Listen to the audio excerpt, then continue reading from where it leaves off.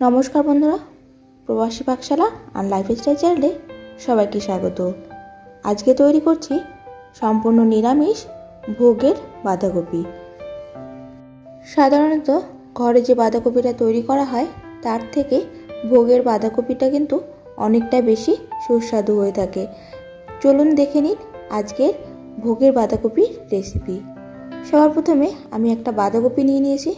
बाँधाकपिटा किन्तु अनेकटा बड़ो, प्राय 3.5 केजी ओয়েট। ओपरेर जे पाताटा आछे पाताटा छाड़िए निচ্ছি। এই পাতাটা অনেকটা শক্ত হয়ে থাকে আর এই পাতাটা আমি দেব না বলে আগে থেকে ছাড়িয়ে নিচ্ছি। এবার দু টুকরো করে নেব। পুরো বাঁধাকপিটা আমার লাগবে না, আমি এখান থেকে হাফটা বাঁধাকপি দিয়ে বাঁধাকপিটা তৈরি করব, বাকি হাফটা রেখে দেব। বাঁধাকপিটা দু টুকরো হয়ে যাওয়ার পরে हाफटा बाँधाकपि निये जल दिए खूब भालो करे धुए नेब। प्रथमे आमि हाफटा करे निलाम। एबार प्रयोजनीय बाँधाकपिटा आरो दु टुकरो करे निচ্ছি। एभाবে दु टुकरो करे निले बाँधाकपिटा काटते अनेकटा सुविधा हय। दु टुकरो करे निये जल दिए भालो करे धुए नेब। प्रथमेई आमि जल दिए भालो करे धोबो। कुचि करे काटार परे जल दिए धोबो ना, ताहले बाँधाकपिर भितरे अनेकटा जल थेके जाय और रान्नार समय किन्तु अनेकटा जल बेरिये जाए। एमनि किन्तु बाँधाकपिते अनेकटा जल थाके, ताई आमि आगेई दु टुकरो करे भालो करे जल दिए धुए जलटा झरिए छोटो छोटो करे कुचि करे केटे नेब। आपनादेर पछंद अनुयायी छोटो बड़ो करे केटे नेबेन। सम्पूर्ण बाँधाकपिटा केटे नेওয়ার परे फिरे आसछि रान्नाते। एकटा फ्राई पैन निये निয়েছি। গ্যাসের ফ্লেমটা অন করে মিডিয়ামে রেখেছি। फ्राई पैनटा गरम हो जाওয়ার পরে দিয়ে দিচ্ছি সরষের তেল। যে কোনো ভোগের রান্নাতে সরষের তেল কিন্তু খুব ভালো হয়, তাই চেষ্টা করবেন সরষের তেল দিয়ে ভোগ তৈরি করার জন্য। দিয়ে দিলাম আলু। আমি এখানে আলুগুলো ছোট ছোট করে কেটে নিয়েছি। আপনাদের বাঁধাকপিটা যতটা হবে সেই অনুযায়ী আলুটা দিয়ে নেবেন।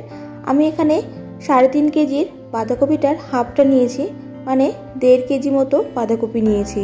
তার জন্য মিডিয়াম সাইজের দুটো আলু একটু ছোট করে কেটে নিয়েছি। আলুগুলো লাল লাল করে ভাজা হয়ে গেছে। এবার একটা প্লেটে তুলে নিচ্ছি। সবকটা আলু তুলে নেওয়ার পরে এই তেলের মধ্যেই ফোড়ন হিসেবে দিয়ে দিচ্ছি একটা তেজপাতা। তেজপাতাটা আমি ছিঁড়ে দিয়েছি। দিয়ে দিচ্ছি 2 টুকরো দারচিনি, দিয়ে দিচ্ছি 4টে ছোট এলাচ, দিয়ে দিচ্ছি 2টো গোটা শুকনো লঙ্কা। 30 থেকে 40 সেকেন্ড নাড়াচাড়া করার পরে বেশ ভালো গন্ধ ছাড়তে শুরু করে দিয়েছে। এবার এর মধ্যে দিয়ে দিলাম হাফ টিস্পুন হিং আর দিয়ে দিলাম 1 টেবিল স্পুন আদা পেস্ট। হিংয়ের সঙ্গে আদা পেস্টটা দেওয়ার পরে অনেকটা তেল ছিটতে পারে, তার জন্য দিয়ে দিলাম হাফ টিস্পুন হলুদ গুঁড়ো। এভাবে আদা পেস্টের উপরে হলুদ গুঁড়োটা দিলে তেলটা ছিটবে না আর আদাটাও কিন্তু সহজে পুড়ে যাবে না। প্রায় 20 সেকেন্ড মতো নাড়াচাড়া করার পরে এর মধ্যে দিয়ে দিচ্ছি কেটে রাখা বাঁধাকপি। আদার মধ্যে যে কাঁচা গন্ধটা থাকে, কাঁচা গন্ধটা চলে যাওয়ার পরেই বাঁধাকপিটা দিতে হবে। বাঁধাকপিটা দেওয়ার পরে ভালো করে নাড়াচাড়া করে তেলের সঙ্গে ভালো করে মিশিয়ে নিতে হবে। বাঁধাকপিতে কিন্তু অনেকটাই জল থাকে। বাঁধাকপিটা অনেকটা কচি আর শীতকালে বাঁধাকপিতে কিন্তু অনেকটা জল থাকে। আমি আর আলাদা করে সিদ্ধ করে নিলাম না। ভোগের বাঁধাকপি সাধারণত সিদ্ধ করে নেওয়া হয় না, যদি আপনাদের পছন্দ হয় সিদ্ধ করে নিতে পারেন। এবার ওপর থেকে দিয়ে দিলাম 1 টিস্পুন লবণ। লবণটা দিলে বাঁধাকপি থেকে সহজেই জলটা বেরিয়ে আসবে আর বাঁধাকপিটা তাড়াতাড়ি কিন্তু সিদ্ধ হয়ে যাবে। লবণটা দেওয়ার পরপরই নাড়াচাড়া করে নিচ্ছি আর নাড়াচাড়া করতে করতে বাঁধাকপি থেকে কিন্তু অনেকটা জল ছাড়তে শুরু করে দিয়েছে। এবার উপর থেকে ভেজে রাখা আলুগুলো দিয়ে দেব। আলুটা এই সময় দেওয়াতে বাঁধাকপি থেকে যে জলটা বেরিয়ে আসবে সেই জলেই কিন্তু আলুটা আর বাঁধাকপিটা দুটোই একসঙ্গে সিদ্ধ হবে আর রান্নাটাও কিন্তু খুব তাড়াতাড়ি তৈরি হয়ে যাবে। আমি বাঁধাকপিটা সাইড করে দেখিয়ে দিচ্ছি ঠিক কতটা জল ছেড়ে আসছে। এভাবে কিন্তু সম্পূর্ণ বাঁধাকপিটা থেকে জলটা ছেড়ে আসবে আর এই জলে কিন্তু বাঁধাকপিটা আর আলুটা সম্পূর্ণ সিদ্ধ হয়ে যাবে। এবার দিয়ে দিচ্ছি হাফ টিস্পুন হলুদ গুঁড়ো, 1 টিস্পুন লাল লঙ্কার গুঁড়ো। ভোগের বাঁধাকপি খুব বেশি ঝাল হয় না, তাই আমি এখানে হাফ টিস্পুন লঙ্কার গুঁড়ো দিয়েছি। আপনাদের যদি লঙ্কার গুঁড়ো পছন্দ না হয় নাও দিতে পারেন, তবে অল্প করে লঙ্কার গুঁড়ো দিলে ভোগের বাঁধাকপিটা স্বাদটা অনেকটা বেশি ভালো হবে। এবার ঢাকা দিয়ে 3 থেকে 4 মিনিটের জন্য রেখে দেবো। 3 থেকে 4 মিনিট পরে ঢাকা তুলে নিচ্ছি। ঢাকা তুলে আবারও নাড়াচাড়া করে নিচ্ছি। আলুটা আর বাঁধাকপিটা কিন্তু অনেকটা সিদ্ধ হয়ে গেছে। ঢাকাটা তুলে নেওয়ার পরে আবারও নাড়াচাড়া করে নিচ্ছি।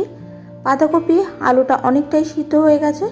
এবার এর মধ্যে দিয়ে দেব কিছুটা মটরশুঁটি। আমি এখানে ছোট একটা বোলে 1 বোল মটরশুঁটি দিয়েছি। যদি আপনারা পছন্দ করেন দিতে পারেন, আর পছন্দ না করলে স্কিপও করতে পারেন। শীতকালে ভোগের বাঁধাকপি তৈরি করলে একটু মটরশুঁটি দেওয়া যেতে পারে।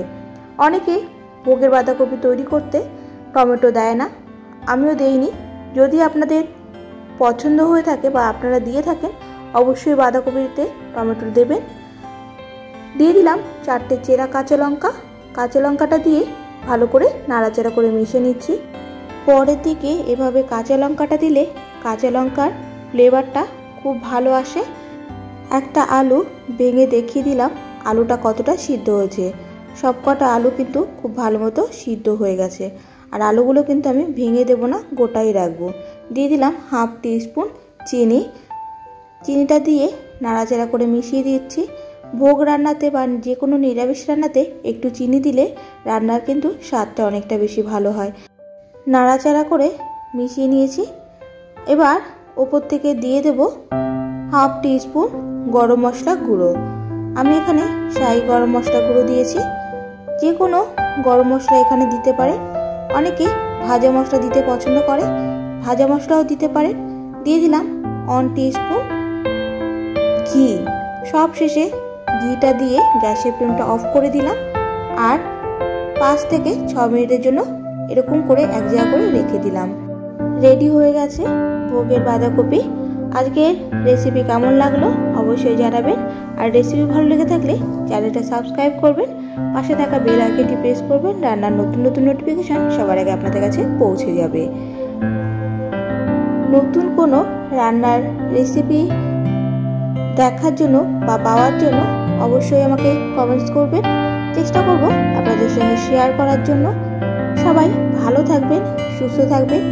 দেখা হচ্ছে নতুন একটা রেসিপিতে, নতুন একটা ভিডিওর সঙ্গে। সবাইকে অনেক অনেক ধন্যবাদ।